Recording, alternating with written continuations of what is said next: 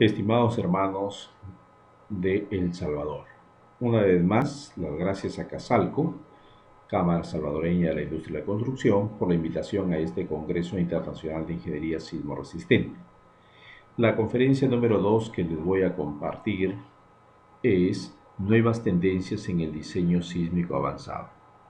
Quien les habla, Jenner Villarreal Castro, su amigo y servidor, profesor visitante de la Universidad de San Francisco Xavier en Bolivia, Universidad Eloy Alfaro de Manabí, en Ecuador, profesor extraordinario de la Universidad Antenor Orrego y Universidad Privada del Norte en Trujillo, profesor principal de la Universidad Peruana de Ciencias Aplicadas y Universidad de San Martín de Porres en Lima, Premio Nacional de la Asamblea Nacional de Rectores otorgadas en mi país durante los años 2006, 2007 y 2008.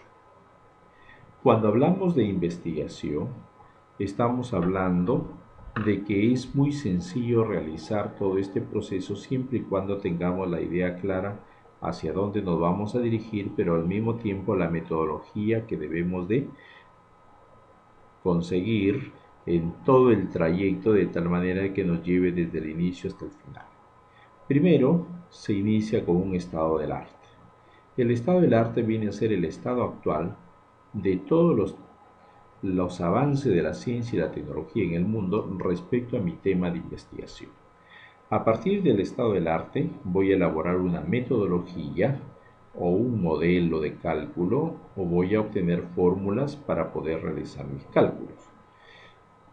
La tercera etapa es la aplicación a un proyecto real, que es el objeto de investigación. Y finalmente terminamos en conclusiones, que son netamente numéricas, recomendaciones, que son acerca de comportamientos, y líneas futuras de investigación, que es a partir de lo que yo he realizado, qué cosas se podrían hacer más en el futuro. Una de las líneas de investigación es el diseño por desempeño o performance de la estructura. Para entender el diseño por desempeño, primero nos vamos a un diagrama esfuerzo de formación que estamos observando, luego lo transformamos a un diagrama momento curvatura, posteriormente idealizamos las rótulas plásticas en el pórtico y finalmente obtenemos la curva de capacidad y los niveles de desempeño de la estructura. Para ello se trabaja con esta matriz de doble entrada, nivel del sismo de diseño versus nivel del comportamiento esperado, donde podemos ver para el caso peruano, para edificaciones categoría C que son comunes, se diseña con seguridad debida y sismo raro. Para una edificación tipo de comportamiento operacional vendría a ser los centros comerciales y otros, donde en esta categoría B diseñamos a un comportamiento de operacional y sismo raro, que es el color naranja. Y para las edificaciones categoría A, los hospitales, diseñamos que debe quedar totalmente operacional y ante un sismo raro. 475 años de retorno como tal, que es el color verde que tenemos. En pocas palabras, verde es categoría A, naranja es categoría B, amarillo es categoría C. Miremos un trabajo que se realizó en la ciudad de Trujillo, donde podemos observar que acá tenemos el distrito de La Esperanza. El distrito de La Esperanza está dividido en dos bloques, Esperanza Baja y Esperanza Parte Alta. Nosotros analizamos Esperanza Parte Baja. En total 19.265 viviendas. No podíamos de ninguna manera evaluar todas las viviendas o las edificaciones en esa cantidad tan alta. Para ello lo que se utiliza es el muestreo probabilístico, como el que estamos observando, la relación de la parte superior, donde el porcentaje de error es solamente del 5%. Modelamos con el ETABS y realizamos un análisis espectral y un análisis estático no lineal. Los resultados que obtuvimos del análisis espectral para el edificio porticado, tanto para un sismo de una intensidad baja, moderado y severo, ¿no? Un Z010, Z025 y Z045, de acuerdo a lo que es nuestra norma de diseño sismo resistente. Podemos observar que no pasó para ninguno de los casos. Utilizamos el análisis estático no lineal y tampoco pasó. Pasamos a lo que era albañilería, porque podría ser de que estructuras de concreto armado nada más habían fallado. Pasamos a lo que es albañilería confinada y nos damos cuenta que tampoco pasa. Resultado total: vulnerabilidad alta de las edificaciones el 54%, media el 21% y baja el 26%. Amortiguamiento estructural del 2% para el caso del concreto. Es otra de las tendencias en las líneas de investigación. Tenemos amortiguamiento estructural o histerético, que es netamente del material, así como sus dimensiones de los elementos, cuantía de acero y otros factores más o características. Tenemos el amortiguamiento viscoso, que son con dispositivos adicionales, y el amortiguamiento de Coulomb, que es a través de la fricción.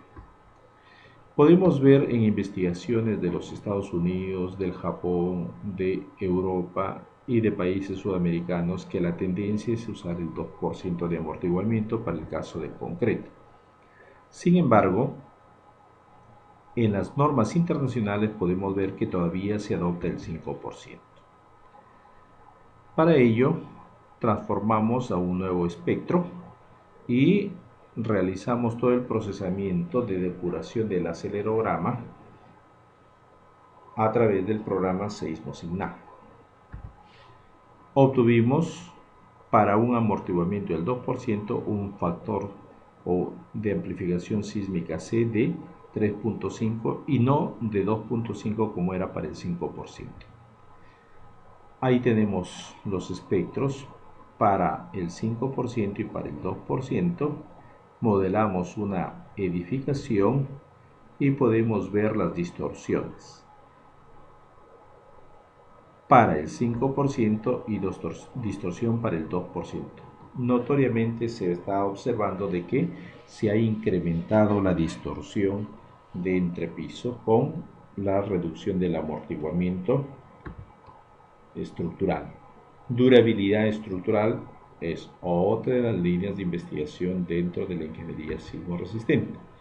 Cuando hablamos de durabilidad, el ingeniero civil rápidamente entiende que durabilidad se asocia con resistencia a la compresión, el F'C, pero no entiende que adicional a ese F'C existen otras consideraciones especiales dentro de las cuales podemos ver la dependencia de la química, es decir, las características que se va a tener del material y al mismo tiempo la exposición ante lo que son rayos solares, lluvias y otros más, ¿no? Para ello se hace este tipo de trabajos, que es el diseño por tiempo de vida útil. Tiempo de vida útil se entiende el tiempo límite de la edificación donde no ha sido necesario ninguna reparación y reforzamiento. Luego viene una etapa de degradación de la resistencia, que es la etapa de la vida residual, donde ya es necesario las reparaciones y reforzamientos para evitar el colapso y se mantiene la estructura en pie. Acá podemos observar un caso muy complicado que ocurrió en la ciudad de Moscú en el año 2004. En el año 2004 colapsó el Transvaal Park de la ciudad de Moscú, que era un centro de diversiones donde había piscinas con movimientos hidrodinámicos, bronceado artificial, en fin, todo un centro de diversiones completo, techado, cubierto como tal, ¿no? Sin embargo, se vino abajo, colapsó, fallecieron 36 personas. Las personas salían, estábamos en una época de invierno, el 14 de febrero de ese año, y las personas salían hacia la calle pidiendo la ayuda, algo que es inusual porque en el frío que es tan intenso, uno si está bien arropado y todavía siente mucho frío.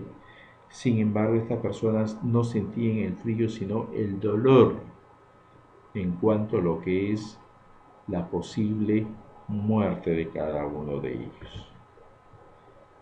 Pues bien, el gobierno local solicitó a la universidad donde yo hacía el doctorado que realicen un estudio denominado netamente lo que es la evaluación estructural, que lo plantearon como un diagnóstico estructural del colapso del parque de agua de la ciudad de Moscú. Mi tutor fue el que dirigió este trabajo en la Universidad de Ingeniería Civil de la ciudad de Moscú, en la cual yo hacía el doctorado. Y bueno, ingresando a este trabajo nos dimos cuenta pues de que tenía una estructura, la cubierta tipo Gauss positiva en la parte superior y Gauss negativa en la parte inferior, lo cual complicaba un poco la modelación estructural. Utilizamos programas como el ANSYS, LIRE, Stadio y SCAD, realizando análisis estáticos considerando el suelo de fundación y los estudios topográficos. El análisis dinámico, determinando la forma de vibración libre, la influencia del viento, sismos y cargas hidrodinámicas sobre la estructura. También se consideró la no linealidad física, es decir, la curvatura, esfuerzo de formación de los materiales después de la extracción de los núcleos, y la contrastación con la degradación durante el tiempo, y la no linealidad geométrica, que es la curva de desplazamiento de formación. Al analizar, nos damos cuenta que hicimos con elementos sólidos. El detallado especial de las uniones, no existiendo ningún problema ni por variación de temperatura, ni por concentración de esfuerzo, ni por uniones soldadas. Pasamos a controlar las deflexiones. Nos dimos cuenta que entre el ANSYS y la medición natural también teníamos valores muy cercanos. Luego medimos los esfuerzos. Al medir los esfuerzos, nos dimos cuenta que la curva de degradación no era la que se había tenido. Hicimos el tema de interacción suelo-estructura, por primera vez lo que es el método de triangulación a través del modelo elastoplástico de Drucker-Prager, incorporando el módulo de Young, coeficiente de Poisson, ángulo de fricción interna y la cohesión. Esto fue elaborado con el programa Fake Models. Tampoco existieron problemas. Finalmente, lo que se determinó es que lo que ocurrió es una deformación plástica del 19.8%, lo que generó la pérdida de estabilidad de la estructura de la cubierta y luego empezó a venirse abajo todo lo que eran los otros elementos estructurales. Interacción suelo-estructura es otra de las líneas de investigación dentro de la ingeniería sismo resistente. La norma peruana de diseño sismo resistente nos indica que como interacción suelo-estructura en el artículo 472, que se puede suponer que la estructura está empotrada en la base o alternativamente considerar la flexibilidad del sistema de cimentación si fuera pertinente. A nivel internacional tenemos dos tendencias, una tendencia que es la estructural, otra tendencia que es la geotécnica. Miramos la geotécnica.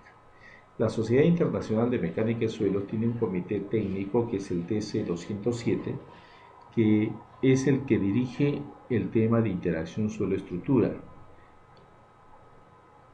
El responsable de este comité técnico y quien lo dirige es el profesor Uliski, quien avaló mi disertación doctoral.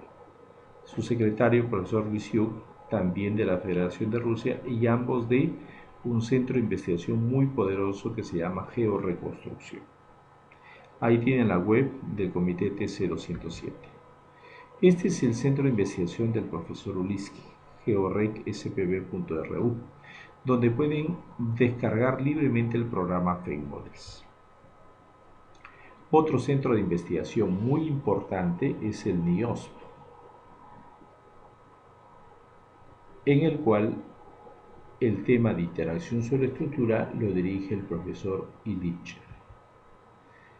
En las normas internacionales de diseño sismoresistente se considera para la interacción sobre estructura lo que es netamente la aplicación de los coeficientes de rigidez, de traslación, de compresión, elástica, no elástica, desplazamiento inelástico, se podría decir, ¿no? Entonces, no uniforme. Pues bien, ¿qué es lo que tenemos acá? Podemos ver de que en cuanto a los modelos dinámicos de interacción sobre estructura, siempre se va a incrementar lo que es el periodo de vibración. Los desplazamientos también y las fuerzas se van a reducir. Pero con la interacción sobre estructura no solamente se puede hacer eso, sino también se puede optimizar el espesor de la platea, muy aparte del control del punzonamiento. Como podemos observar, con el espesor de 40 centímetros, la fuerza cortante se incrementaba respecto al empotrado, lo cual es falso. Con el espesor de 50 centímetros también se incrementaban, pero en una menor proporción también es falso. En 60 centímetros se reducen en el modelo de norma rusa y en el modelo del profesor Barca, descartándose el modelo del profesor Illich. Entonces, también nos permite optimizar el espesor de la platea. Con la interacción sobre estructura también se pueden detectar fallas a priori, como lo que es la rotulación plástica, a través de los esfuerzos de destrucción de von Mises. Acá tenemos de la edificación sin interacción sobre estructura, con interacción, donde podemos ver un pico alto antes de la conexión con la viga. Por lo tanto, es ahí donde debe existir este tema de rótula plástica. En la Universidad Peruana de Ciencias Aplicadas, una tesis que asesoramos, tuvimos un caso de una garganta como la que estamos observando, en la cual se utilizó una losa de transferencia. Pues bien, adicional a eso consideramos un factor Z de 0,60 o sismo de Chile. Consideramos el 2% de amortiguamiento, que era con muro de utilidad limitada, y al mismo tiempo el 50% para muros agregados. Al final, el análisis comparativo nos lleva a que el presupuesto inicial de obra de 71 toneladas era muy similar considerando el amortiguamiento del 2%, los muros agregados y la interacción sobre estructura, que era cerca de 70 toneladas. También con la interacción sobre estructura se puede hacer el balance de energía, donde podemos ver de que en el gráfico superior con color verde viene a ser la energía que está disipando el terreno de fundación. El efecto de la disipación de la energía nos va a permitir reducir desplazamientos y fuerzas del diseño. También se puede observar o se puede determinar lo que son el tema de alabeo en losas cuando hay fracturas en las esquinas. Ahí podemos ver que si dos nudos en la diagonal se levantan y los otros dos nudos descienden, existiría alabeo. En una tesis de maestría en la Universidad Santiago Antúnez de Mayolo de Huaraz, la cual también asesoré, analizamos edificios regulares e irregulares considerando la interacción sobre la estructura, y lo que queríamos era validar de que efectivamente la interacción iba a influir en la reducción de las fuerzas. Pues bien, esta es la estructura irregular.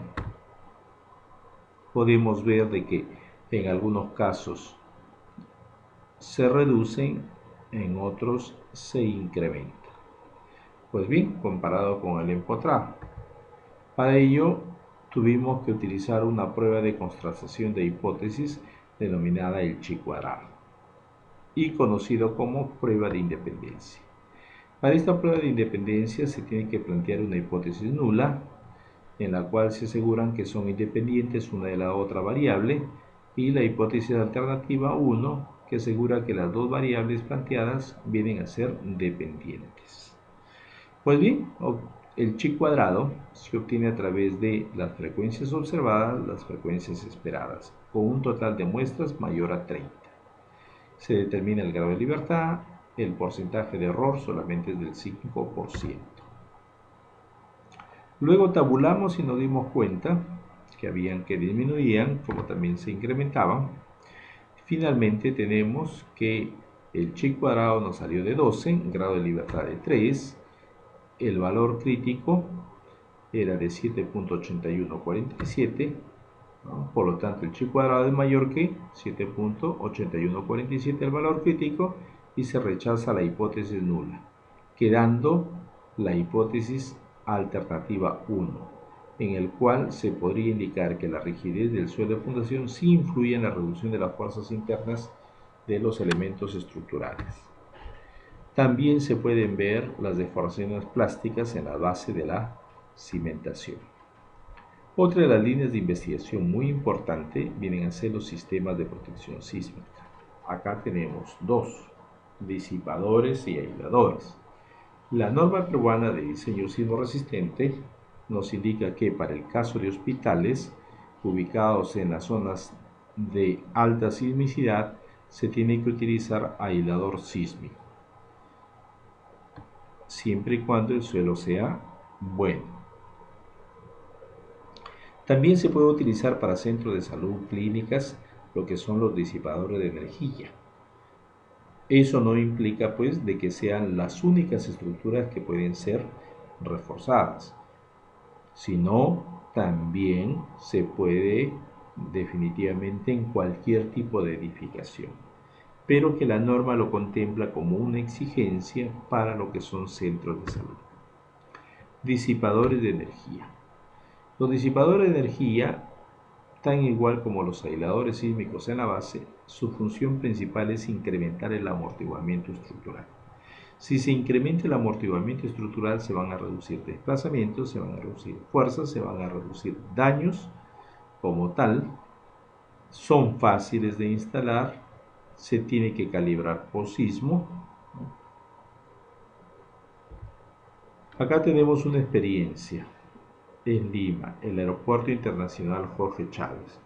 Fue construida en el año 1963, en el año 2007 se hizo la retrocapacitación o reforzamiento de la torre central. Ahí vemos de que se utilizaron disipadores viscosos y fueron colocados tipo chevron, V invertida. Otro de los proyectos ya ahora más recientes viene a ser el del edificio El Reducto, también en Lima, donde también se utilizó disipador de fluido viscoso. En el año 2008 ganamos el Premio Nacional otorgado por la Asamblea Nacional de Rectores con el texto de edificaciones con disipadores de energía, que lo escribimos junto con Ricardo Oviedo Sarmiento. Ahí lo que se detalla es que existe una ecuación del balance de energía, donde la energía de entrada del movimiento sísmico es igual a la energía cinética, la energía de formación elástica, la energía irrecuperable y la energía disipada.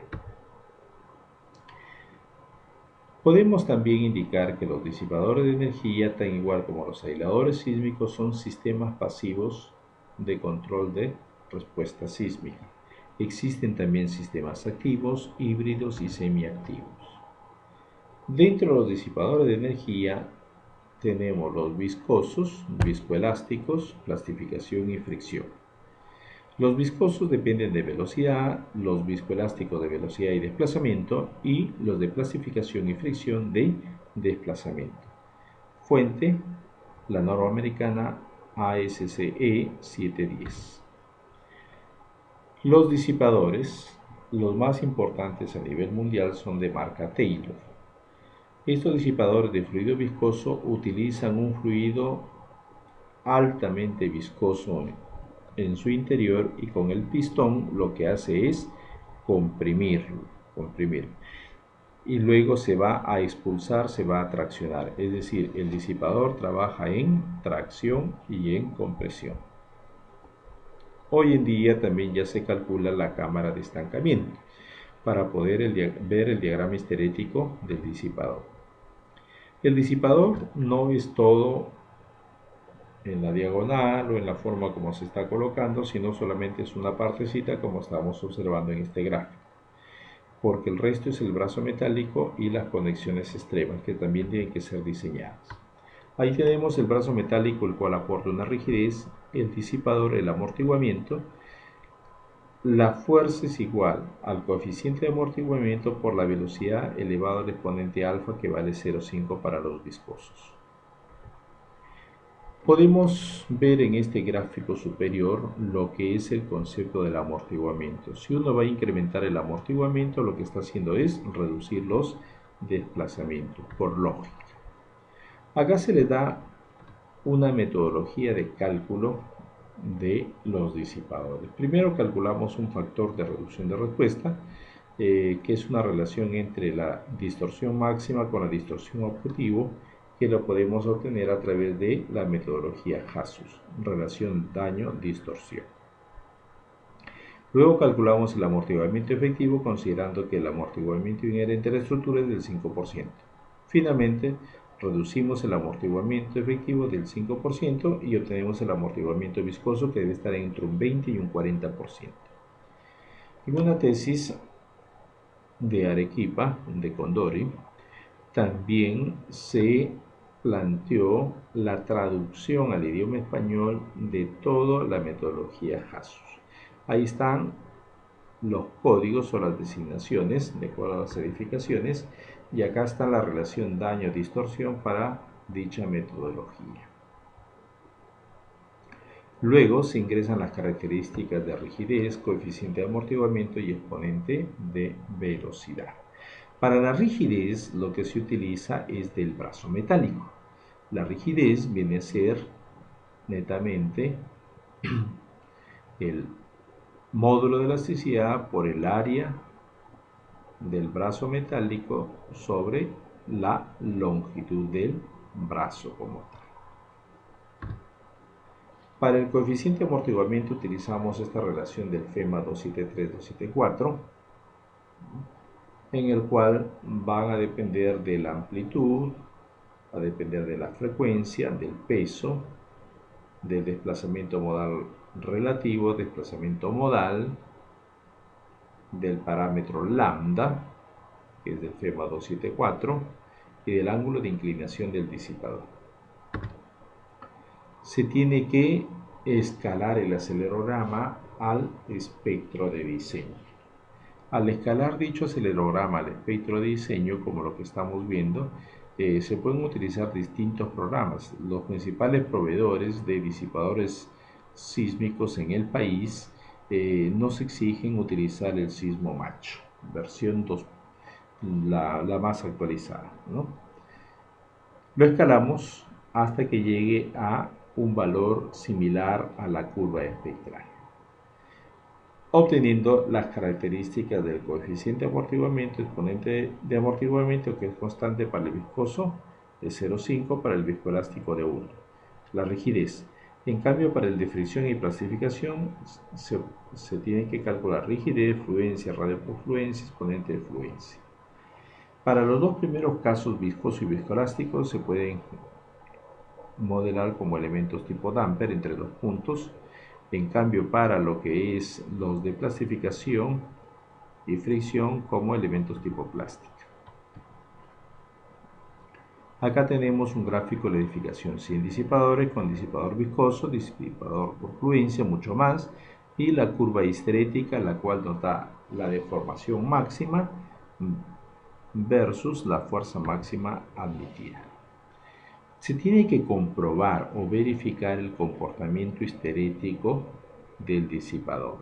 Si no verificamos, estaríamos cometiendo un gravísimo error, porque por ejemplo en este proyecto lo que ocurrió es de que el disipador del primer nivel no trabajaba como viscoso, sino tenía un trabajo similar al viscoelástico, pero con solamente corregir a una diagonal se convierte en un disipador viscoso su trabajo.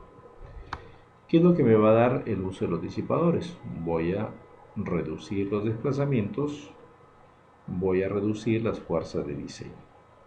Luego se agrupan por niveles de fuerza y se solicita la cotización. En Perú tenemos una empresa denominada CDB, que es la más importante a nivel nacional, que nos suministre estos tipos de dispositivos. Ellos nos exigen la fuerza máxima, el coeficiente de amortiguamiento, el exponente de velocidad, el máximo stroke, máxima velocidad, disposición del disipador y cantidad de los mismos. Ahí están las características de fuerza, coeficiente, exponente. El máximo stroke nos permite determinar la deformación límite del disipador. Los fabricantes máximos nos permiten 5 centímetros. La máxima velocidad la obtenemos a través de la ecuación F es igual a C por B elevado al exponente alfa, donde F ya es conocido, C también es conocido, el coeficiente de amortiguamiento, alfa es conocido y despejamos la velocidad. Luego indicamos la forma de colocación y la cantidad de los dispositivos. La garantía que nos están dando hasta hoy en día es de 35 años. El uso de los disipadores lo que va a generar es un incremento, lógicamente, en el costo del proyecto. Acá tenemos también otro de los casos importantes que se realizó con Ricardo Oviedo en su tesis de maestría, lo que es el detallado de las uniones. El cálculo del detallado de las uniones. Ahí está. Aisladores sísmicos en la base. Tenemos distintos edificios aislados en el país. Uno de ellos, el edificio de Graña y Montero, una empresa muy importante de construcción en el Perú. Su edificio de 7 pisos, una azotea y 4 sótanos. Aislador con núcleo de plomo. Podemos ver que el aislador se está colocando prácticamente a un nivel 0 como tal. Aísla lo que es los sótanos con la superestructura. Edificio multifamiliar Madre y Miraflores, donde se diseñó con aisladores de alto amortiguamiento. El edificio del campus de la UTEC en Barranco, Lima, también con núcleo de plomo. El Centro de Investigación de la Universidad Nacional de Ingeniería, también con núcleo de plomo. Ahí tenemos lo que es el trabajo de un aislador. Para un aislador podemos ver de que se va a desacoplar lo que es la cimentación de la superestructura, y en la superestructura se coloca una losa cero y vigas netamente de conexión ceros también, ¿no? Son vigas de nivel cero, se puede decir, ¿no? Se tiene un actuador que va a medir la deformación lateral. Se recomienda, de acuerdo a las normas internacionales, que el desplazamiento lateral sea igual a la altura del aislador. Los tipos de aisladores elastoméricos que se tienen son de goma natural de bajo amortiguamiento, de goma con núcleo de plomo y de goma de alto amortiguamiento. Lo que se está utilizando en el Perú es núcleo de plomo y aislador de goma de alto amortiguamiento. Acá tenemos el aislador elastomérico con núcleo de plomo, donde el núcleo de plomo va a absorber la rigidez, va a dar la rigidez y va a absorber netamente la fuerza sísmica lateral.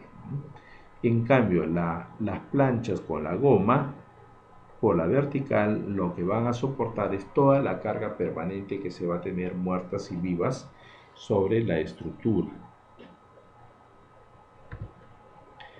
También tenemos aisladores tipo pendular, ¿no? Los cuales nos proporcionan periodos y desplazamientos largos. También tenemos los sistemas TMD, que es un oscilador en la parte superior. Cuando el edificio se mueve hacia la derecha, el otro se mueve hacia la izquierda y lo contrarresta dentro del movimiento. Cuando usamos aisladores vamos a obtener de que se van a reducir las distorsiones, aceleraciones hasta un 75%. Acá tenemos una investigación realizada en la ciudad de Moscú por el doctor Le Thu Nguyen de Vietnam, ¿no?, quien realizó un estudio teórico experimental de un edificio aislado. Pues bien, ahí está el mapa sísmico de su país, el modelo en el ETABS, y se hizo una comparación entre la norma europea con la norma rusa. Los resultados son muy similares. Luego se ensayó en forma experimental en el laboratorio del Instituto Kucherienko, donde podemos ver tipo un péndulo como tal. En este caso del péndulo, ¿no?, la masa se va a asimilar a la plataforma y luego se tiene un coeficiente dinámico de amortiguamiento que va a surgir. Se modeló con el método de elementos finitos, obteniéndose entre el dato experimental y el método de elementos finitos relaciones muy cercanas. Acá tenemos un gráfico de la aceleración del terreno a través del sismo de Spitak de la República de Armenia en 1988, el cual se utilizó. Acá tenemos que los periodos van a ser bastante altos, mayores a 2 segundos, en este caso 2.42. Luego la aceleración en la parte alta de la edificación con aislamiento sísmico es mucho menor que la aceleración si hubiese estado sin aislamiento sísmico, y menor también que la aceleración del suelo de fundación. Lo reduce notoriamente aceleraciones. También reduce lo que son fuerzas internas de diseño. Agradezco a todos ustedes por esta paciencia de verme escuchado en esta conferencia. A Casalco, una vez más, la gratitud por siempre. Al doctor Héctor Hernández, un gran amigo, un gran hermano, a quien respeto, considero uno de los mejores especialistas también de estructuras de este hermoso país.